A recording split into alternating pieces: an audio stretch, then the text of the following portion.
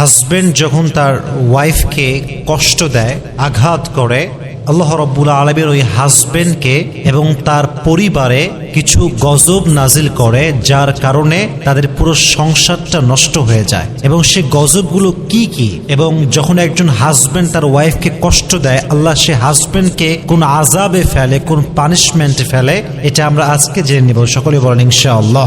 মাথায় রাখবেন, যেই মেয়ের স্বামী খারাপ, যেই মেয়ের হাজবেন্ড খারাপ, তাকে মেরে ফেলার জন্য বিষ লাগে না, তাকে মারার জন্য কোনো গুলি লাগে না, সে এমনি শেষ।